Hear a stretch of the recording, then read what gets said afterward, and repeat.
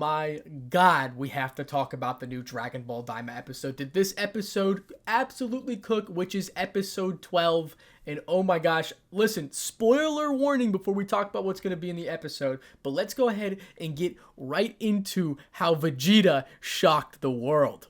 Super Saiyan 3 Vegeta is now officially canon in Dragon Ball. Dragon Ball Daima episode 12 revealed Super Saiyan 3 Vegeta against Tamagami number 2. And basically how the fight started out was that Tamagami number 2 and Vegeta were boxing, and Vegeta only finally turned Super Saiyan, and then he was in the monster's mouth, and then he finally turned Super Saiyan 2, and after that, the Elder Namekian powered up Tamagami number 2, and then Vegeta turned Super Saiyan 3, which is absolutely crazy, dude. And this Super Saiyan 3 transformation is actually, fun fact, how Toriyama originally envisioned Super Saiyan 3 canonically, which is really cool to see. You know, they can basically chalk that up to like, oh, well, since they are a kid, or maybe Vegeta actually mastered the transformation better than Goku did. But you guys ever notice when Vegeta was fighting Tamagami number 2? Dude, he was putting the hands on Tamagami number 2. It was no difficulty, zero diff.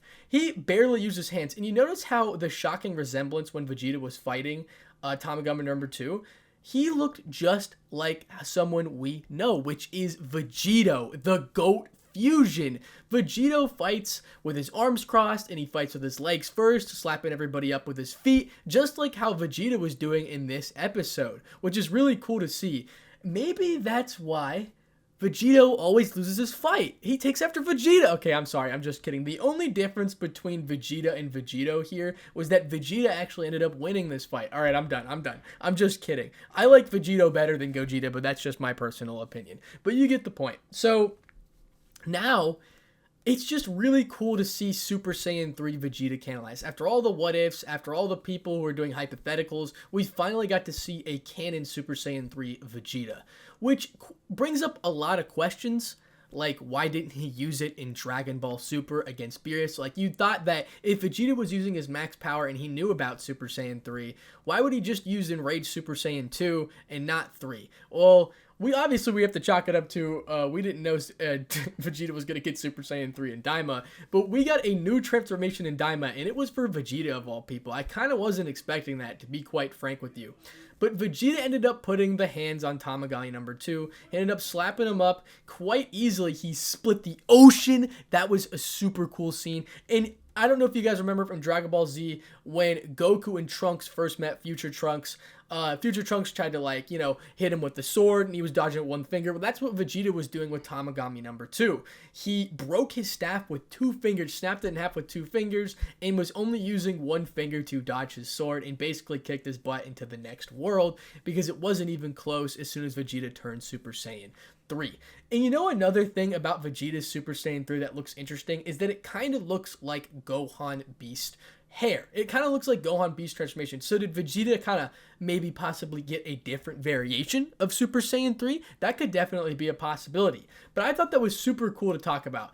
Either way, Vegeta Super Saiyan 3 being canon is awesome to the series. I don't care what anybody says. And yes, before anybody asks, this is canon to Dragon Ball Super. No matter what anybody says, Dragon Ball retconning something is nothing new to the series, but this possibly could not be a retcon. They could simply just say that Vegeta, well, it's kind of like what they said in Super. Vegeta didn't really like Super Saiyan 3 and thought it was a useless transformation. Now, at the time of Daima, he probably just thought that was the best case scenario, the best transformation, just like how Goku did. Now, that really doesn't explain. I feel like they're going to end up explaining in the later episodes why Vegeta doesn't use Super Saiyan 3 anymore. But what is really crazy is that we could get a hypothetical fusion between Super Saiyan 3 Goku and Super Saiyan 3 Mini Vegeta, the mini guys, and get a mini Super Saiyan 3 Vegito, which is crazy to think about. But I still think they're going to use the fusion bugs to fuse into Goku, Vegeta, and Piccolo. I think hopefully it's Goku, Vegeta, and Piccolo fusion. That'd be awesome. But I can honestly see them fusing with Supreme Kai too, and I really don't want that to happen, but that's just me.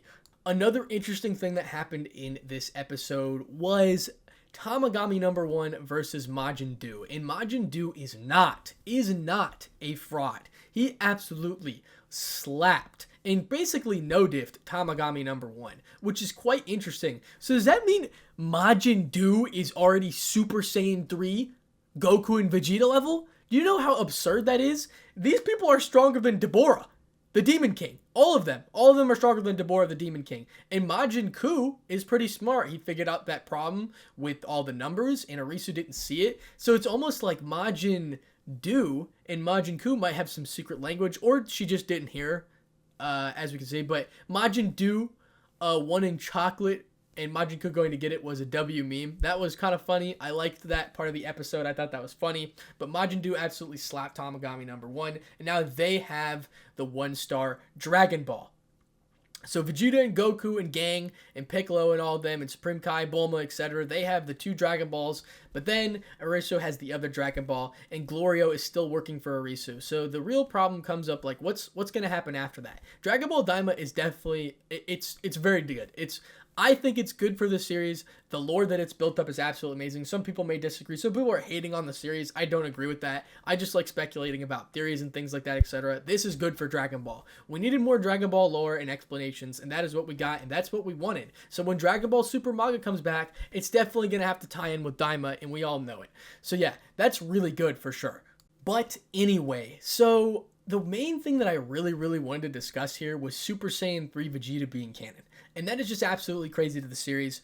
Yeah, Goku was questioning how he got it. He was like, how did he do that? Bulma was like, well, he trained a lot. Well, damn, he sure trained a lot in 10 months. It only takes 10 months after the Busaki. You guys know how that's crazy? He achieved Super Saiyan 3 in 10 months. It just goes to show how Vegeta and Goku's adaptability is crazy when they find a new transformation. They can look at something, and when they look at something, they can learn it faster than them themselves learning something new. So Goku, it probably took him longer to learn Super Saiyan 3 because he did it on his own, but Vegeta seeing Goku do Super Saiyan 3, it only took him 10 months to learn how to do Super Saiyan 3. And his Super Saiyan 3 does look different from Goku's, which is unique, okay?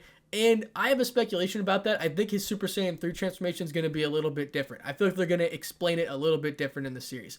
But that's pretty much it. Hopefully you guys did enjoy this little review.